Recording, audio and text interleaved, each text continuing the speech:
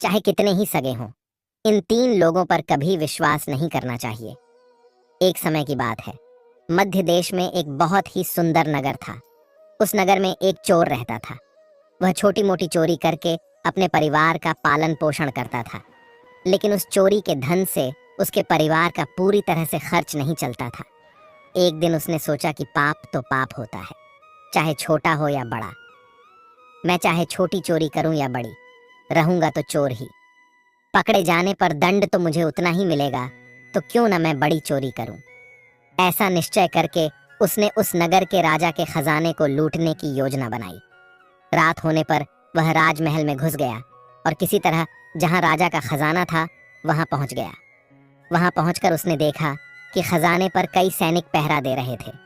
सख्त पहरा देखकर चोर को लगा कि उनकी आंखों में धूल झोंकना बहुत कठिन काम है, और सोचने लगा कि यहाँ तो साक्षात काल पहरा दे रहा है। अगर मैंने चोरी करने की कोशिश की तो जीवित नहीं बचूंगा। यह सोचकर चोर उल्टे पांव लौट पड़ा, और लौटते समय उसने सोचा कि खाली हाथ लौटने से तो अच्छा है कि कुछ न कुछ तो यहाँ से ले ही चलूं। मेरा यहाँ आना व्यर्थ नहीं होना चाहिए। चोर के दिमाग में विचार आया कि राजा के शयन कक्ष में जाना चाहिए, जहाँ राजा सोता है, और शायद इस समय राजा अपने कपड़े उतार कर सो गया होगा। मैं राजा के राजवस्त्र चुरा कर ले आऊंगा और उन्हें पहनकर आसानी से धन चुरा कर यहाँ से निकल जाऊंगा। पहरेदारों को लगेगा कि मैं राजा हूँ, इसलिए वे मेरे रास्ते में नहीं आएंगे और मेरा काम आसान हो जाएगा। ऐसा निश्चय करके चोर राजा के शयन कक्ष के पास पहुंच गया, और उसने धीरे से पर्दा हटाकर देखा तो अंदर का नजारा देखकर आश्चर्यचकित रह गया। उसने देखा कि राजा अपने पलंग पर गहरी नींद में सो रहे हैं, और उनकी रानी अर्धनग्न अवस्था में पलंग पर बैठी हुई है। रानी को जागता हुआ देखकर चोर के हाथ पैर फूल गए, और वह एक तरफ दीवार से सटकर खड़ा हो गया और रानी के सो जाने का इंतजार करने लगा। थोड़ी देर बाद फिर उसने पर्दा हटाकर देखा कि रानी सोई हैं या नहीं, क्योंकि रानी सो जाए तो राजा के वस्त्र चुराए जाएं। चोर ने देखा कि रानी अभी भी उसी तरह बैठी हुई थी। यह देखकर चोर वहां रखी हुई टेबल पर बैठने लगा। जैसे ही वह टेबल पर बैठा तो उस पर रखी हुई पानी की गिलास नीचे गिर गई। उस आवाज को सुनकर राजा की नींद तो नहीं खुली, परंतु रानी तलवार लेकर बाहर आ गई और तलवार चोर की गर्दन पर रख दी और बोली, कौन है तू और यहाँ किस लिए आया है? सच सच बता, वरना तेरा सिर धड़ से अलग कर दूंगी। चोर डर के मारे पसीने से लथपथ हो गया और हाथ जोड़कर गिड़गिड़ाता हुआ बोला, रानी साहिबा, मेरी जान बख्श दो। मैं एक गरीब चोर हूँ और चोरी करने के उद्देश्य से ही यहाँ आया हूँ। छोटी मोटी चोरी करके अपने परिवार का पालन पोषण करता हूँ। आप मुझे मार दोगी तो मेरे बच्चे अनाथ हो जाएंगे। मैं वचन देता हूँ कि इस बार मुझे छोड़ दो। मैं कभी दोबारा राजमहल की तरफ मुड़कर नहीं देखूंगा। मेरे छोटे छोटे बच्चों पर रहम करो। रानी को उस पर दया आई और उसने कहा, सुनो, मैं तुम्हें एक शर्त पर छोड़ सकती हूँ। मैं इस समय काम से पीड़ित हूँ। यदि तुम मेरे साथ समागम करोगे तो मैं तुम्हें यहाँ से जाने दूंगी, वरना एक ही झटके में तुम्हारा सिर काट दूंगी। रानी की यह अनोखी शर्त सुनकर चोर और भी ज्यादा घबरा गया और कहने लगा, रानी साहिबा, ये आप क्या कह रही हो? मैं तो एक चोर हूँ और आप इतने बड़े राज्य की महारानी। मेरी क्या औकात है जो मैं आपके साथ ऐसा करूं? मेरे लिए तो यह सोचना भी बहुत बड़ा पाप है। रानी ने कहा, मैं कुछ नहीं सुनना चाहती। अगर तुम्हें अपनी जान प्यारी है तो मैं जैसा कहती हूँ वैसा ही करो, वरना मरने के लिए तैयार हो जाओ। रानी का ऐसा प्रस्ताव सुनकर चोर की जान हलक में अटक गई और सोचने लगा, आज मैं बहुत बड़ी मुसीबत में फंस गया। यदि मैंने रानी की बात नहीं मानी तो भी मारा जाऊंगा, और मान ली तो भी मारा जाऊंगा। चोर बहुत बड़ी दुविधा में पड़ गया कि क्या करूं। आखिरकार उसने रानी के साथ समागम करने की बात को स्वीकार कर लिया और बोला, रानी साहिबा, मुझे 5 मिनट का समय दे दो। मुझे बहुत जोर से लघु शंका लगी है। पहले मुझे लघु शंका से निवृत्त होने दो, उसके बाद आप जैसा कहोगी मैं वैसा ही करने के लिए तैयार हूँ। रानी ने तुरंत तलवार के इशारे से शौचालय को बता दिया और चोर उसकी तरफ चल पड़ा। रानी वहीं पर खड़ी होकर उसके लौटने की प्रतीक्षा करने लगी। चोर ने इस बीच रानी की नजर से बचकर वहां से भागने की कोशिश की, भागते भागते जब वह द्वार पर पहुंचा तो द्वार पर जो सैनिक था उसने उसे पकड़ लिया और उससे पूछताछ की। चोर डरा हुआ था। उसने सैनिक को सच सच बता दिया कि वह एक चोर है और राजमहल में चोरी करने आया था, लेकिन रानी ने उसे पकड़ लिया और छोड़ने के बदले एक शर्त रखी थी कि वह उसके साथ समागम करे। इसलिए मैं लघु शंका का बहाना बनाकर वहां से भाग आया। इस तरह से चोर गिड़गिड़ाकर सैनिक से उसे छोड़ने का आग्रह करने लगा। सैनिक ने कहा, देख भाई, मैं तुझे एक शर्त पर जाने दे सकता हूँ, और शर्त यह है कि तुम्हें पुनः रानी के पास लौट कर जाना होगा और रानी से कहना होगा कि मैं तुम्हारे साथ समागम करने के लिए तैयार हूँ, किंतु उससे पहले तुम्हें अपने हाथ से राजा को मारना होगा। सैनिक की यह शर्त और भी ज्यादा कठिन थी। चोर ने सोचा कि वैसे तो प्राण बच भी सकते थे, परंतु अब नहीं बचेंगे। अगर रानी से यह बात कही तो रानी मेरा सिर काट देगी। अब चोर को चारों तरफ मौत ही मौत दिखाई दे रही थी। मजबूर होकर चोर वापस रानी के पास गया और बोला, रानी साहिबा, मैं आपके साथ संबंध तो बना लूंगा, लेकिन मुझे एक बात का डर है कि उस समय राजा साहब नींद से जागे तो न आप बचेंगी और न मैं। राजा साहब हम दोनों को मार डालेंगे। इसलिए आपको एक काम करना होगा। आप अपने हाथ से राजा का सिर काट दीजिए, फिर हम निडर हो जाएंगे। अगर आप इतना कर सकें तो मुझे आपकी शर्त मंजूर है, वरना मैं आपके हाथों मरना उचित समझूंगा। आप मुझे मार दीजिए। काम के वशीभूत रानी चोर से कहने लगी, ठहरो, ये कौन सी बड़ी बात है, मैं अभी राजा साहब को मौत के घाट उतार देती हूँ। इतना कहकर रानी ने दोनों हाथों से तलवार पकड़ी और सोए हुए अपने पति का सिर काट दिया। जब रानी ने राजा का सिर काट दिया तो सारा कमरा खून से लथपथ हो गया और राजा के खून से रानी भी भीग गई। वह भयानक दृश्य देखकर रानी बेहोश होकर गिर पड़ी और उसी समय चोर वहां से फरार हो गया। सुबह राजमहल में शोर मच गया कि कोई राजा साहब को मार गया, मगर राजा को मारने वाले का कोई पता नहीं चल पा रहा था। सब लोग बड़े आश्चर्य में थे कि राजा को सोते हुए किसी ने मार डाला। इधर रानी भी दहाड़ मार मार कर रो रही थी। इस रहस्य को पूरे राजमहल में केवल वही सैनिक जानता था कि रानी और उस चोर में से किसी एक ने ही राजा को मारा है, परंतु उसने इस बात की चर्चा किसी से नहीं की। राजा के अंतिम संस्कार की पूरी तैयारी हो चुकी थी। उधर रानी ने घोषणा की कि वह अपने राजा के साथ सती होना चाहती है। यह जानकर किसी ने रानी पर संदेह नहीं किया, क्योंकि अगर रानी ने राजा को मारा होता तो वह राजा के साथ सती क्यों होती। इधर रानी सारे श्रृंगार करके राजा के साथ चिता पर जाकर बैठ गई। राज्य के सभी लोग राजा की चिता पर एक एक करके लकड़ी रख रहे थे और उन्हें नमन करके पीछे लौट रहे थे।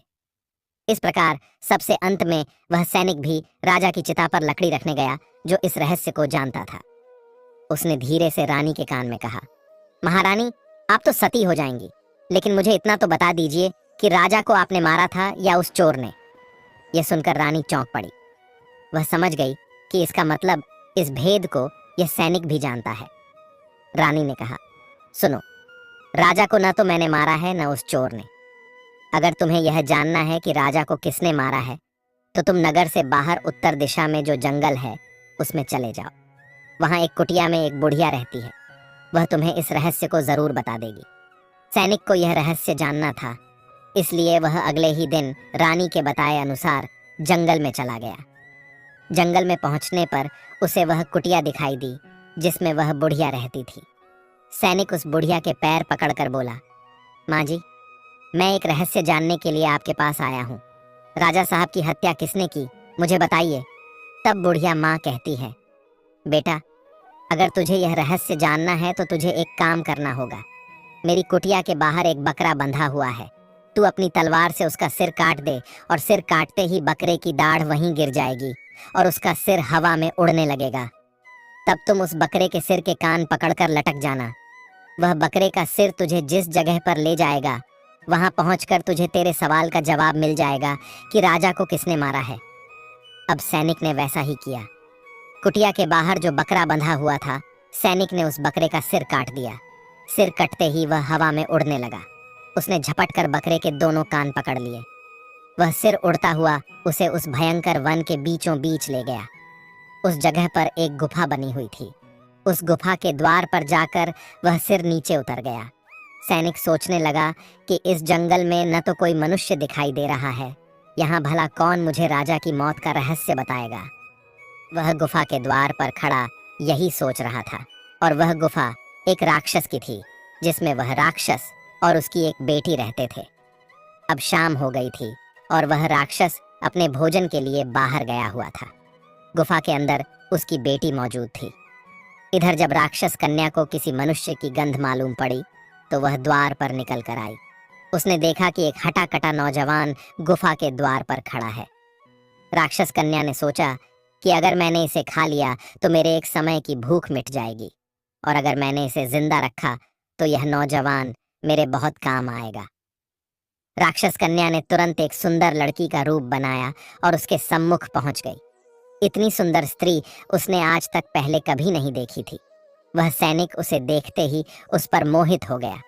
लड़की भी उसे अपनाने के लिए आई थी, इसलिए उसे अपनी गुफा में बुलाकर ले गई और उसके साथ खूब मस्ती की। के आने का समय हुआ तो लड़की ने उसे मक्खी बनाकर दीवार पर चिपका दिया। राक्षस आया और उसने लड़की से पूछा, बेटी, मुझे किसी मनुष्य की गंध मालूम पड़ रही है। मुझे लगता है कि कोई आदमी हमारी गुफा में घुस आया है। तब बेटी बहाना बनाती हुई बोली, पिताजी, कैसी बात कर रहे हैं? हमारे होते हुए कौन मनुष्य यहाँ आने की हिम्मत करेगा?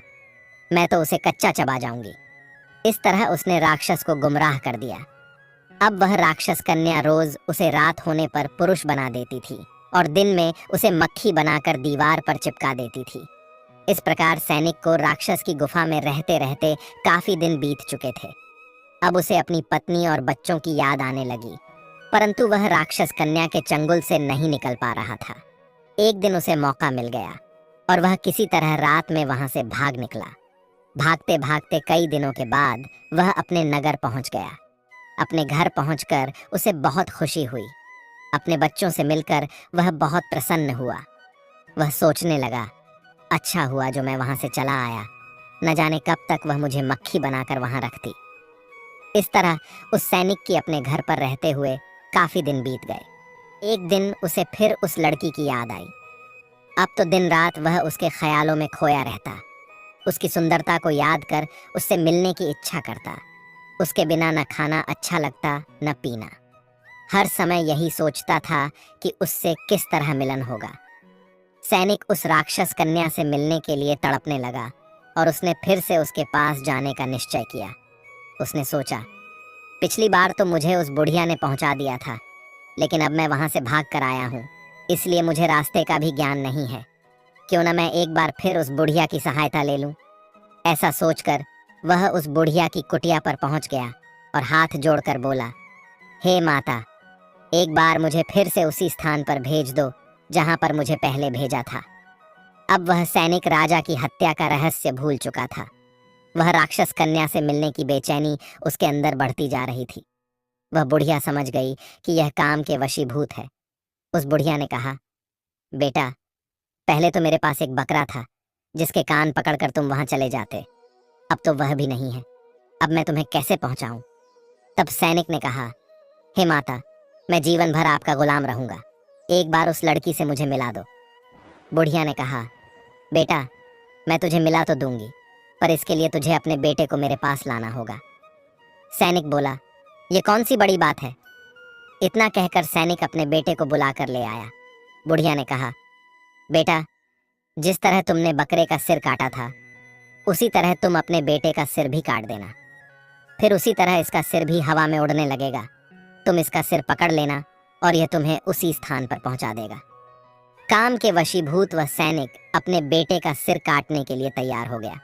जैसे ही उसने तलवार लेकर बेटे का सिर काटना चाहा, तब उस बुढ़िया ने उसका हाथ पकड़ लिया और कहने लगी, ठहरो, यही तुम्हारे प्रश्न का जवाब है। चाहे कितने ही सगे हों, इन तीन पर कभी भी विश्वास नहीं करना चाहिए। पहला, राजा को न चोर ने मारा था और न रानी ने। राजा को हवस ने मारा था। जिस तरह काम वासना में अंधा होकर तुम अपने बेटे को मारने के लिए तैयार हो गए, इसी हवस के वशीभूत होकर मनुष्य अंधा हो जाता है और गलत से गलत काम भी कर जाता है। दूसरा, धन के लालच में आकर कोई भी किसी को मार डालता है। और तीसरा, क्रोधी व्यक्ति क्रोध में अंधा होकर सब कुछ भूल जाता है और वह सब कर डालता है जिससे जीवन भर उसे पछताना पड़ता है। क्रोध में उसकी बुद्धि विवेकहीन हो जाती है और वह अपना पराया कुछ नहीं देख पाता। इन तीनों से हमेशा बचकर रहना चाहिए, अन्यथा जीवन भर पछताना पड़ता है। मित्रों, आशा करते हैं कि आपको हमारा यह सुनाई गई कथा अच्छी लगी होगी। अगर आपको यह कथा अच्छी लगी तो प्लीज वीडियो को लाइक करें और चैनल को भी सब्सक्राइब करें। और लास्ट तक कथा सुनने के लिए आपका धन्यवाद।